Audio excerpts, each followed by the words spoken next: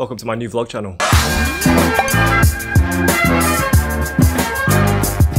If you're new to my channel and my content, my name is Adam. I make videos about all kinds of things, mainly percussion, and my percussion channel is this one. Actually, this is the second time I've made an Adam Tan Vlogs channel. The first time is this channel, which was called Adam T.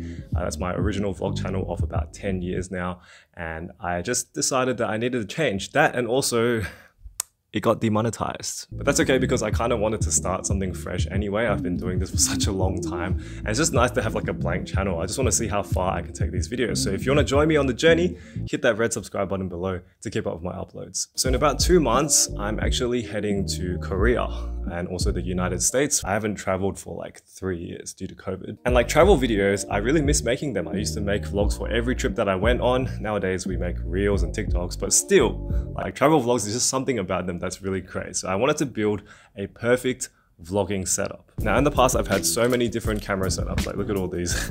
This is maybe a third of my collection of cameras. I've gone through about 7 or 8 in the last 12 to 15 years, and I have so much gear, and I can understand why for someone who's new to cameras this might be a really daunting thing. This is a full frame mirrorless camera on a tripod, which is an adaptation of the very popular Gorillapod plus DSLR vlogging setup that a lot of people have been using for the last few years because of people like Casey Neistat and stuff like that. And I've gone through so many different vlogging setups, but this one this one is like the best quality. It just looks so good. Everything that I've filmed in here so far looks amazing. And you know, for things like the tripod, the mic, the lens, I've tried out so many different combinations before coming to this particular one, and it just takes a lot of time and effort. So I'm hoping that today's video might help you if you're deciding to build a vlogging setup, or if you're deciding to, you know, start your own YouTube channel and make your own content. Maybe this will be really helpful to you. Otherwise, this might just be a big flex. Also, I want to give a shout out to my friends at Soundbrenner. I'm a Soundbrenner artist, and this is one of the Soundbrenner products. It's the BOYA Smartphone Microphone. This is a microphone that plugs directly into your smartphone, and it's what I've been using to record today's audio. And I just find this mic really handy because being able to just plug it straight into your phone and record is amazing. So if I want to set down my vlog setup, I just do this, and then boom, stable table. So I always say the best vlogging camera is the one that you already have. And I would always point most people to getting just like a really good smartphone camera, like iPhone cameras. This is the Samsung Galaxy S21 Ultra. It's got a wide lens, a tele lens, a regular lens, and the video quality on this is ridiculous. It can shoot 4K. It just looks really, really clean. It's got in-body stabilization, everything. And like literally buying one phone is usually cheaper than buying all this stuff. Phones do have their limitations. Obviously, like the lenses are pretty small, the sensors are small, so you're not going to get very good low light performance. I mean, it's still really good, but it's not going to be that quality that I'm looking for. Like, it's a really heavy workload. On a lot of my trips, I would find myself recording, you know, anywhere between 5 seconds to 2 minutes, 3 minutes at a time, over and over and over again. And, you know, things like heat start to become a factor. A lot of phones start to heat up really quickly because they're so small. And then when it comes to managing the files, like especially if you have an iPhone, getting files off an iPhone is just really difficult. Okay, well, the first type of camera is this kind, which is a compact camera. Sometimes people call them compact system cameras. I used to have an S120, a Canon S120. I also owned a Sony RX100 Mark V, which I have sold now. But yeah, nowadays I find that like flagship smartphone cameras are pretty much the same as compact cameras. If you're gonna buy a compact camera, you might as well go further into something like mirrorless or DSLR. So I would say don't get these. Then the next step up from one of these compacts would be, well, used to be DSLR. DSLRs are like the old school style of semi-pro cameras. We used to use these a lot about 10 years ago. I used to be an event photographer actually, and an event videographer, and I used to use bodies like this quite a lot. So this is my very, very old Nikon D7000. You see, this video has become like a history channel. I got this back in like 2013, and for that time this camera was considered pretty good. It has like fully mechanical shutter, everything.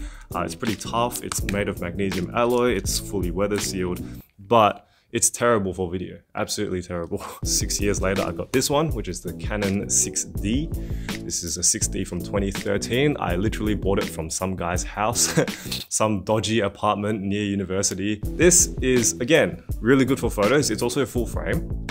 So basically the difference between full frame and crop frame is just that like the sensor is a lot bigger, you get more light. So I was like, oh yeah, I have a full frame camera, but this thing sucks at video, absolutely terrible. And I'll tell you why DSLRs suck at video. It uses these mechanical shutters which flip open and flip closed.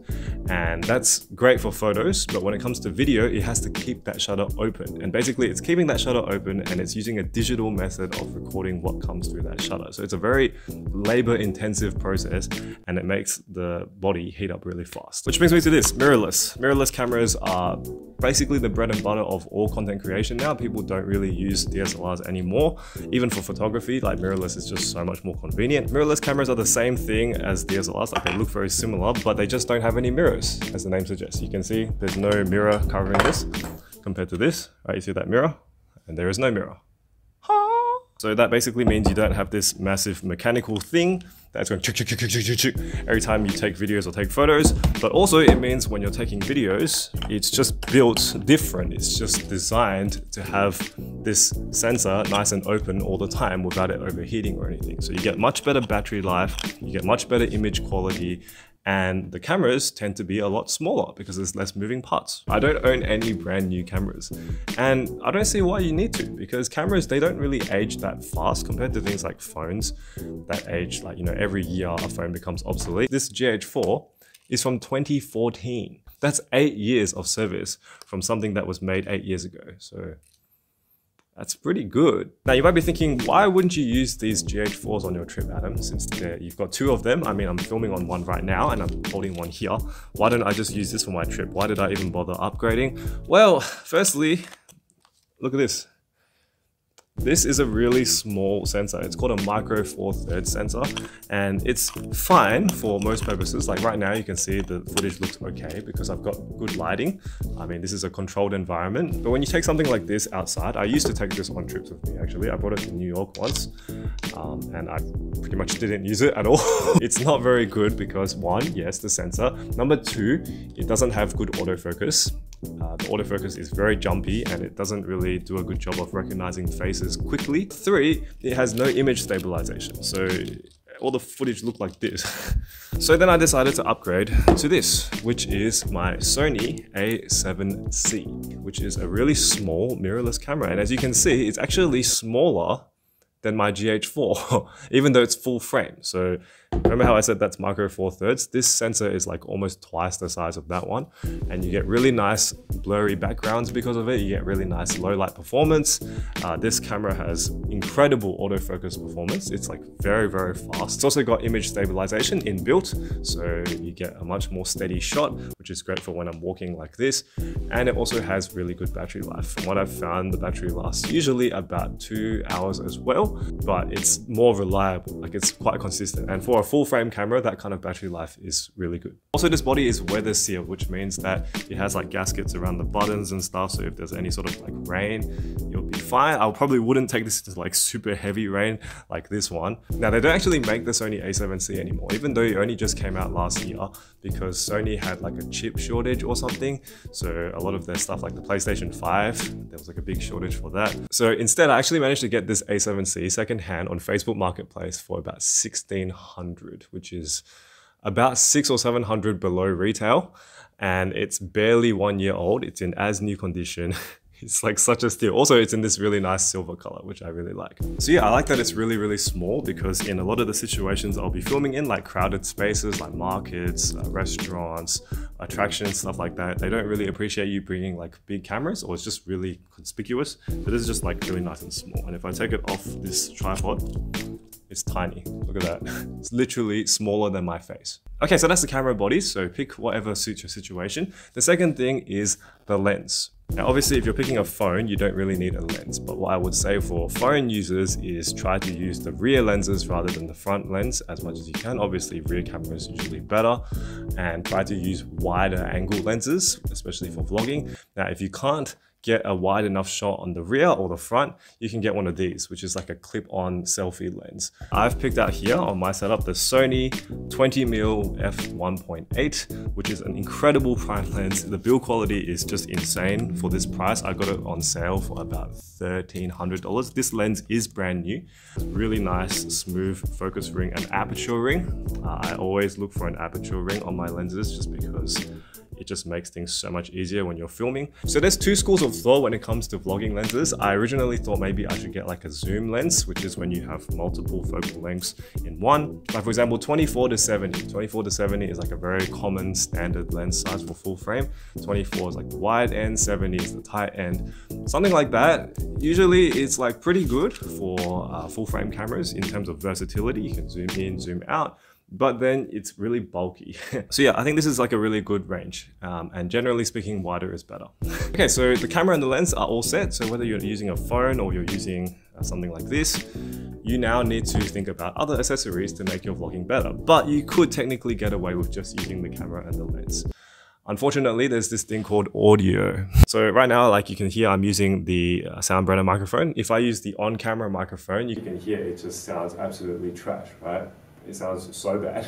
I thought, okay, I'll get the same mic that Casey Neistat has. And it's pretty good. Like, I won't say that this mic is bad. It's actually really decent. It's since been replaced by like a second gen one, which is even better. As you can see on my vlogging setup, I've got a really small mic on the top of it. And this Rode mic is like literally twice or even 3 times the size, which is, it's not great when you're trying to be conspicuous, and also it just makes the setup a little bit, not top heavy, but just a bit imbalanced. And finally, the sound that comes out of this is very dry and very bassy, which I find very unrealistic. So I stopped using this for a while. I've been using what's called the Sennheiser MKE 200, which comes with this very cute blue audio cable that has a wind filter built in. So everything is built into this tiny little canister. You can see how this Rode mic has these little plastic wings on the side. That's supposed to be like a shock mount. So when you carry your camera around and you do this, you won't hear any sort of like handling noise. This one has that built in. It also doesn't require a battery. It's powered by the camera, which is a pro and a con. It does mean that it does drain the camera battery a little bit faster. But if it means I don't have to charge another battery and it means I don't have to worry about it like turning it on. Oh, that's the other thing. Yeah, this thing has a power switch. The amount of times I've forgotten to turn on this power switch, it's so embarrassing. Also, it's got a lock on the plug. So when you screw this thing here, this plug will not come out, which is, I guess, a little bit overkill, but it's just nice to know that such a thing exists. And actually, this microphone is really affordable. I got it for like $160, but that's including this. It came with this in the box, a Manfrotto Pixie mobile phone tripod and a Sennheiser mobile phone mount that is made fully of metal. Like, you're getting this and this for $160. That is an absolute steal. Also, the audio from the Sennheiser is really flat. It's like super flat, which lets you equalize, compress, do whatever you want to do with it, and you just get really good results. Whereas like I said, the Rode is like artificially bassy almost. Okay, so once you got the camera and the mic, that's pretty much your vlog setup. It's good to go, but you do need something to hold on to it, especially if it's a phone. Like vlogging like this is not ideal long term. So most people usually go to something like this, which is a Gorillapod. These flexible style tripods. So I've got a plastic one and I've also got a metal one. I bought this metal one from B&H in New York. I thought it was a great idea. Haven't really used it much. This flexible thing is like, it's nice to hold when you're vlogging. Even the small one is really nice to hold. Usually people hold it like this. I can see why people would say it's nice. I have also heard a lot about these feet getting loose, and I can actually already feel it in this one as well. Like the feet just get a little bit janky. The first time I used this in America in 2017, it kept falling over every time. I'd set it up like this and it would be like, it would just do that every single time. So in my search for a tripod, I came across this, which is the Smallrig 3033. This is one of the smallest tripods I've ever owned. It's also one of the most powerful tripods I've owned relative to its size, because this thing can also hold 5 kilos, aka this is as strong as this. But look at the size difference. This is like, I can fit this into a pencil case. The ball head doesn't move when you tighten it up. And it's also got a pan head, a relatively fluid pan head, which is completely unnecessary in my opinion. I will never use a fluid head on a mini tripod. And the legs, they can go all the way down to here, like that, like a low mode. And it can also go high by just turning this red thing here. It becomes a high tripod. That's pretty sick, right? Now, the other thing about this tripod is that the top is an Arca Swiss mount. So you'll notice that on this Gorillapod, it has this funny U-shaped thing. This plate is the only thing that fits into this slot. which is kind of annoying because if you lose this plate, it's game over. Which means I can use any Arca Swiss tripod plate. It doesn't even have to be the same brand. It doesn't have to be Smallrig. This is an Arca Swiss plate from this thing, which I'll talk about later on. This is a completely unrelated Arca Swiss plate, but it still fits directly into this mount. The Smallrig 30, I can't even say it. Give it a few extra times just to make sure. And it's on. So it's just really handy for, you know, if I want to set up the vlog setup really quickly. What I normally do is I will hold it like this. I'll put two legs in front, fold it together, and one leg open like this. I'll put my hand in between the legs like this, and I'll put this back leg like that, so that it's held against my hand, which makes it like this. It means that I don't have to actually close my hand to hold the tripod. Whereas if I hold it like this, which is what most people do, they hold it like this, just one fist on the whole thing. If you drop this, it's game over, the whole thing falls over. So yeah, I found this clamping way of holding is a much safer and more balanced way as well, because I can feel that back leg giving me some stability. And I can film like this. Very sturdy, very handy. Open the legs, down, finished. It's very sturdy, it's not gonna fall over. Okay, so that's tripods, and the only other thing is straps. So straps are basically the way that you can hold your camera without actually holding it. A lot of the time when you're shooting stuff, you'll want to put it by your side and have your hands free to do other stuff. And if you don't have a strap, well, it's very easy to drop your camera, but also if you need to put it down, you need to put it on like a table or something. So what a lot of people gravitate towards is a strap like this. This is a sling strap. A lot of brands make sling straps like this. I got this one from B&H. It's called Miggo. It's got a picture of a dog. I think that's really cute. I've had this one for about 5 years, and this one mounts directly to the bottom of the camera. So through the tripod mount, you'll just put it straight into there.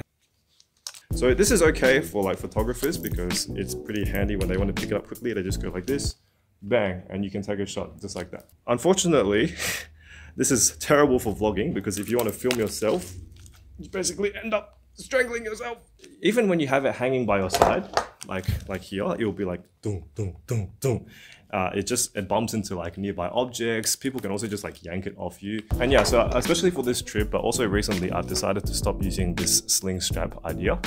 And now I only use a hand strap or this, which is a clip. So this hand strap is from Pixgear. It's actually made in Japan, and I got it from Big Camera in Japan, which is like a massive camera store. It attaches to the camera through one of the grommets and through the tripod mount. So you can see I've got it mounted directly to my camera using the tripod mount, and I've also got my Arca Swiss plate underneath that because it's got another tripod mount underneath it. So you can actually like stack stuff onto here. It's just a really handy thing to have there because especially for this camera, it's quite small. So having this strap means you can like kind of loosen your fingers a bit. You don't have to squeeze it so hard, and you can kind of rest your hand in this hand strap. But on its own, it's obviously not enough because if I do need to put this camera setup down, if I could take the tripod out, I'm still left with this. I still have to hold it. Okay, so this is my Lululemon backpack, which I'll use to demonstrate this clip thing. So usually on trips like this, I will carry either a backpack or a shoulder bag. And as long as it has any sort of strap, like a shoulder strap, you can use what's called a clip. So this clip is from PGYTECH. It's called the Beetle, PGYTECH Beetle. It's really, really nice. The front of it is fully metal. And basically what it does is it gives you a mounting point on your backpack strap. So I'll show you how that works. You basically get the clip, you put it onto the flange as close as you can.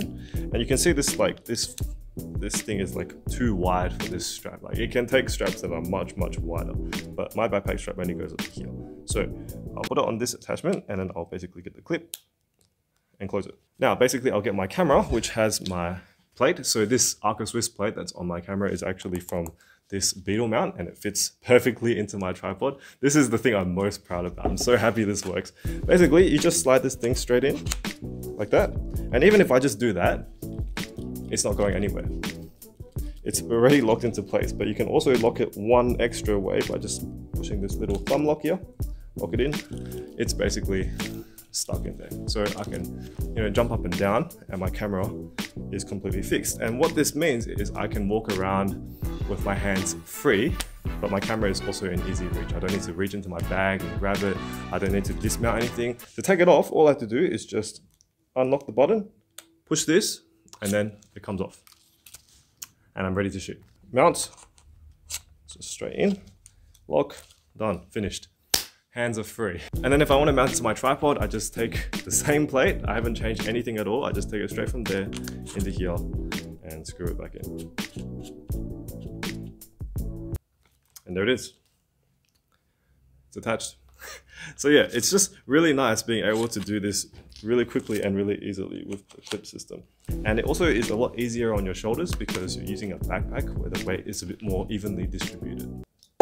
Anyway, yeah, I hope you enjoyed today's video. Please give me a thumbs up if you enjoyed it. Let me know down in the comments below if you'd like to see more content like this about gear, about, I don't know, watches. Let me know if you want to see more language content since that was such a big hit on my previous channel, or 仲識講廣東話. Otherwise, thank you so much for watching today's first vlog on this channel, and I will see you in the next one. Good night.